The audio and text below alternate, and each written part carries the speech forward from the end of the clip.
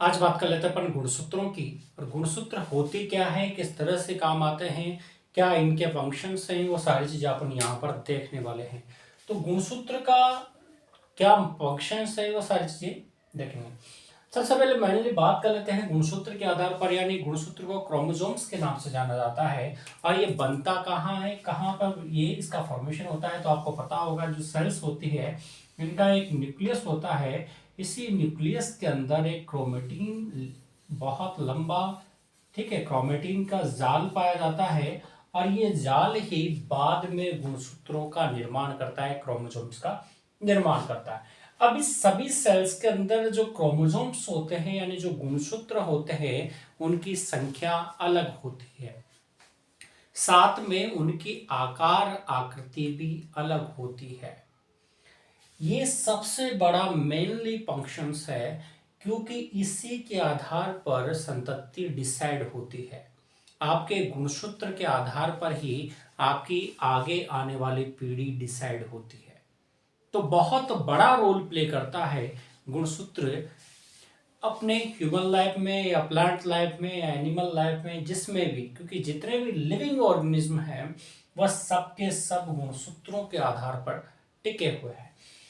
इन गुणसूत्रों के बदलाव से ही डाइवर्सिटी जनरेट होती है, क्योंकि गुणसूत्रों में अगर बदलाव ना हो तो सभी एक जैसे शकल सूरत के होंगे। जैसे मान के चलो, आज पूरी दुनिया में एक शकल के बहुत कम लोग पाए जाते हैं। आज जैसे मान के चलो, आपकी शकल का कोई अगर बंदा आप हो, लेकिन आपकी जो शकल सूरत है उसका आसपास आपको कोई दूसरा नजर नहीं आएगा।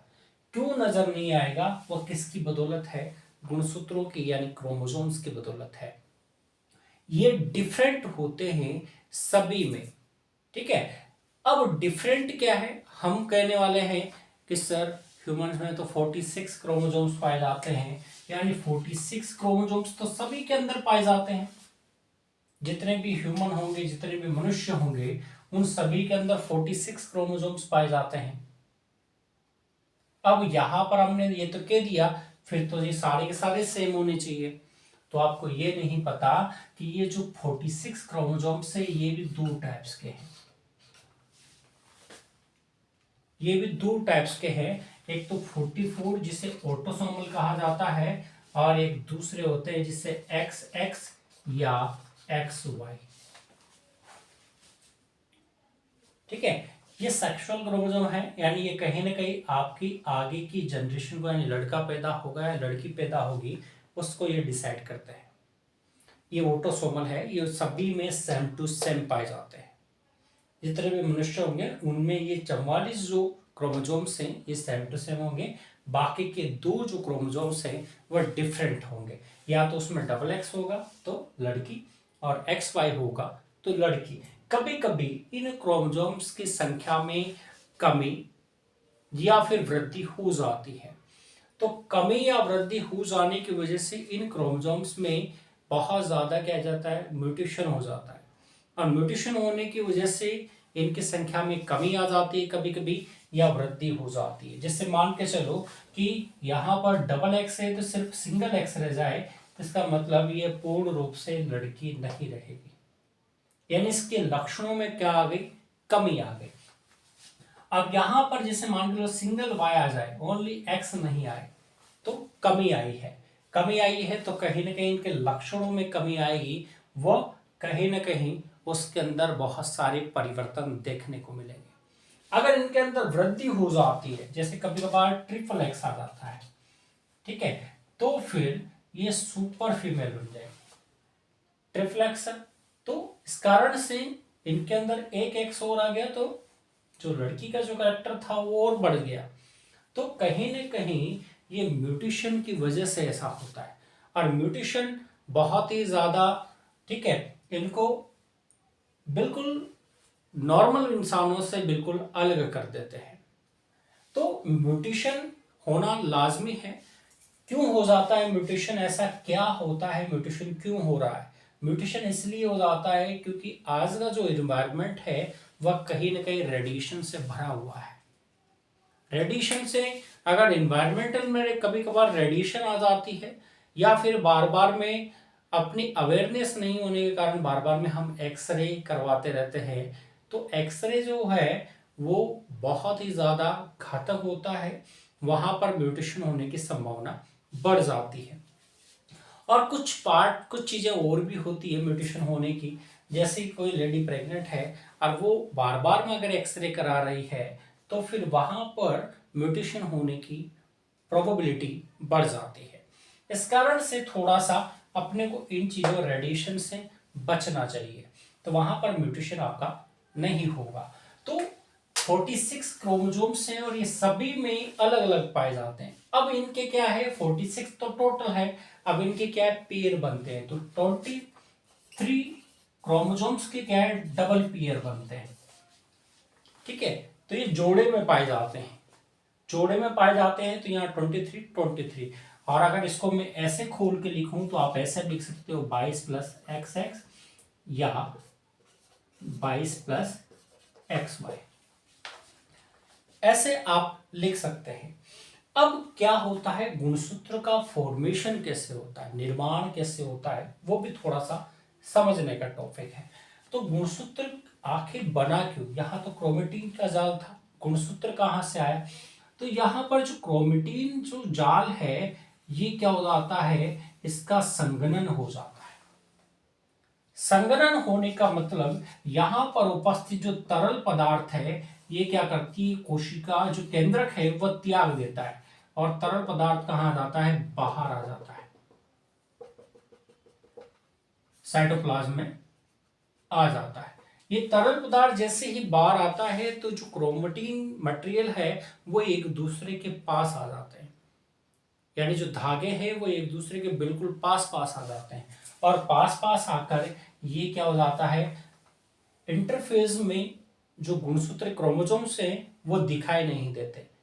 तो जैसे ही मेटाफेज आती है तो यहां पर ये ऑटोमेटिक ही दिखाई देने लगते हैं। तो यहां पर इसका फोल्डिंग होने के बाद में इस तरह के यहां पर क्रोमोसोम्स अपने को देखने को मिलते हैं और इनकी आकार आकृति क्या है, अलग होती है, इनकी आकार आकृति अलग अलग होती है। ठीक है, तो इस तरह के क्रोमोसोम्स अपने को देखने को मिलते हैं। अब इन क्रोमोसोम्स के अंदर भी बहुत सारी इंफॉर्मेशन होती है, बहुत सारी सूचनाएं होती है। अब सूचनाओं की इनको आवश्यकता क्यों पड़ी, क्योंकि ये जो क्रोमेटिन है ये क्रोमेटिन ही भाई अपना, ठीक है, अगर दो टाइप्स के हैं आनुवांशिक पदार्थ तो दो तरह के होते हैं, एक तो आरएनए और एक होता है डीएनए। ठीक है, राइबोज न्यूक्लिक एसिड और डाई, ठीक है, deoxy ribo nucleic acid, ribo nucleic acid और डीऑक्सी राइबो न्यूक्लिक एसिड। तो यहां पर डीएनए और आरएनए के क्रोमेटिन्स बने होते हैं। अब आपको पता है कि जो डीएनए होते हैं इन डीएनए आरएनए में कोई डबल लेयर्ड होता है, कोई सिंगल लेयर्ड होता है, ये भी अलग अलग स्ट्रक्चर वाले होते हैं। ठीक है, कोई एंटी क्लॉकवाइज होता है, कोई क्लॉकवाइज होता है। ठीक है, और इनके दोनों स्ट्रैंड एंटी पैरेलल होते हैं। ठीक है, इनके अंदर जो उपस्थित जो नाइट्रोजन क्षारक है उनकी अरेंजमेंट कैसी होती है, उनके अकॉर्डिंग सूचनाएं बनती है। जैसे इनके अंदर जो बीच बीच में जो नाइट्रोजन बेस पाए जाते हैं उनके अकॉर्डिंग इनकी सूचनाएं डिसाइड होती है। यानी बहुत सारी इंफॉर्मेशन इस डीएनए के अंदर होती है जो बिल्कुल ही पैरेंटल से, ठीक है, यानी इंफॉर्मेशन ही ये क्रोमोसोम्स आगे कैरी करते हैं।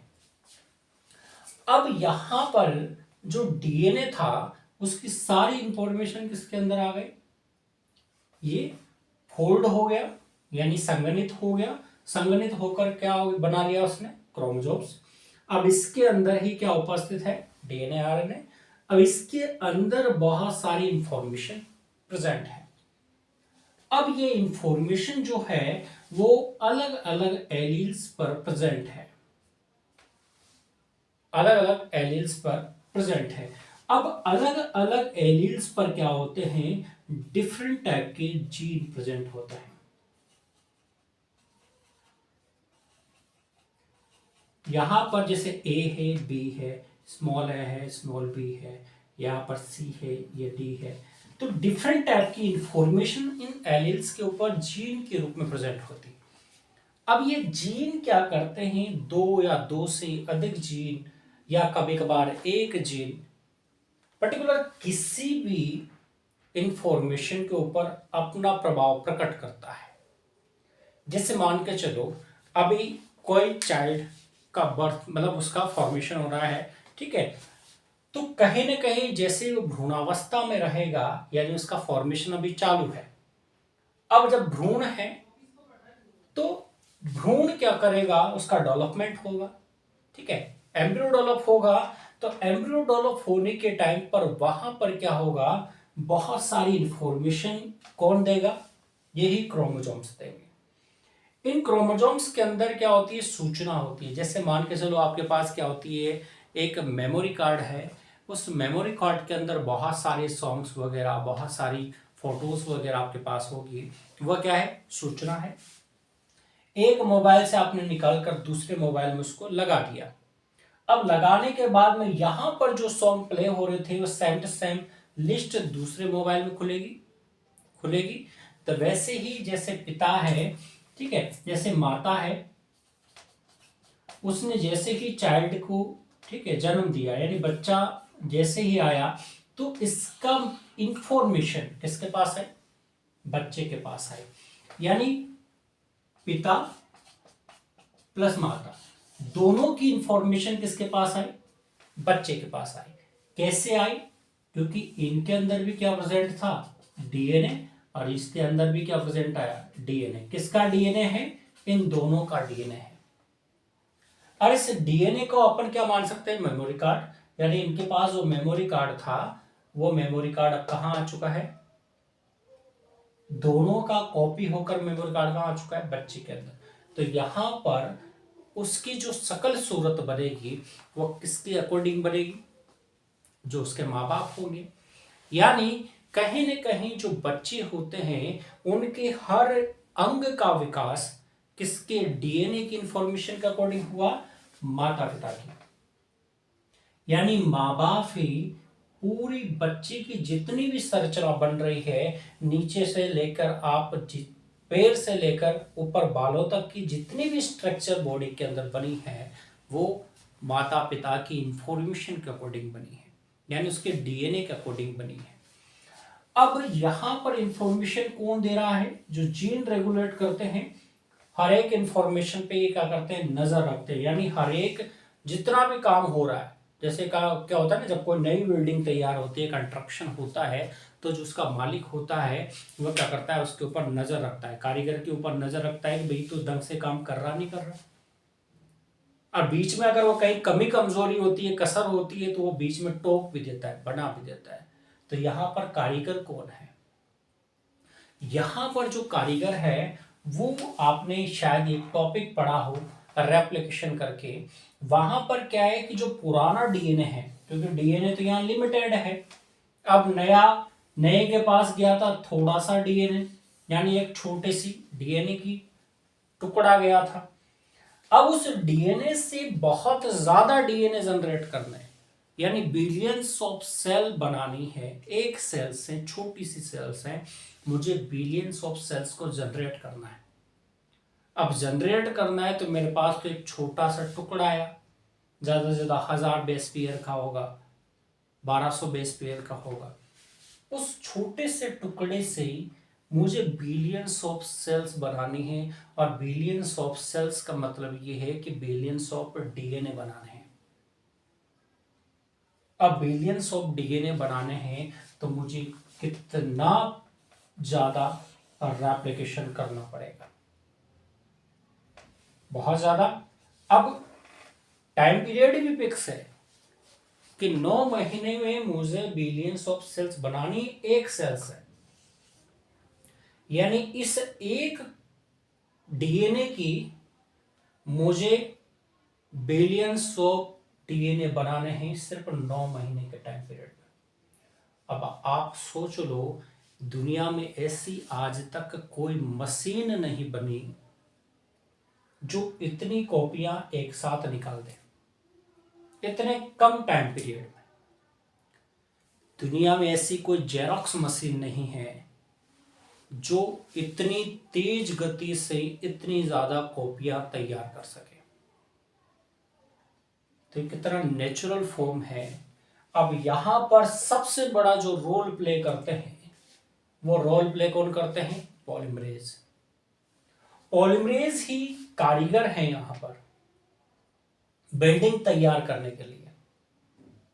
यानी कहीं ना कहीं नई इंफॉर्मेशन को नए तरीके से उसको जनरेट करना, यानी पुराने डीएनए से अगर नया डीएनए बनाना है, पुराने डीएनए से आरएनए बनाना है, तो इनका जो काम करते हैं वो पॉलीमरेज करते हैं। और यूकेरियोटिक जो पॉलीमरेज होते हैं वो अलग होते हैं भाई, और प्रोकैरियोटिक सेल्स के पॉलीमरेज अलग होते हैं। यूकेरियोटिक पॉलीमरेज की अगर मैं बात करूं तो यहाँ पर polymerase first, polymerase second, polymerase third, polymerase fourth और पॉलीमरेज फिफ्थ, ये 5 पॉलीमरेज आते हैं। अब यहां पर 5 पॉलीमरेज का क्या काम है? पुराने डीएनए से नए डीएनए का फॉर्मेशन, या पुराने डीएनए से आरएनए का फॉर्मेशन, ठीक है, या आरएनए से डीएनए का फॉर्मेशन। तो इनका काम ये है।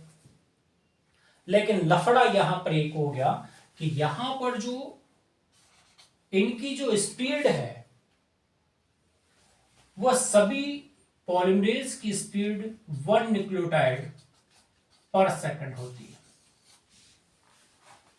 अब इतनी कम स्पीड में 1 न्यूक्लियोटाइड पर सेकंड की स्पीड में क्या मैं बिलियंस ऑफ सेल्स का फॉर्मेशन कर सकता हूं इतने कम टाइम पीरियड में? पॉसिबल नहीं है। बेस पेयर क्या होता है उसको भी मैं आपको थोड़ा सा डिटेल समझा देता हूं। बेस पेयर क्या होता है? बेस पेयर का मतलब ये है कि जैसे यहाँ एडेनिन है, ये थायमिन है, डबल बॉन्ड है, जुड़े हुए हैं। अब यहां पर बेस पेयर में एक तो नाइट्रोजन बेस, सुगर मॉलिक्यूल्स, ठीक है, और साथ में इनके हाइड्रोजन बॉन्ड हो गया। यहां पर एक पूरा पॉलीमरेज वाला पोर्शन ही काउंट होता है, यानी यहाँ फॉस्फेट समूह, सुगर मॉलिक्यूल्स और एक बेस, ठीक है। तो इसको 1 बेस पेयर बोला जाता है, यानी एक जोड़ा पूरा, ठीक है।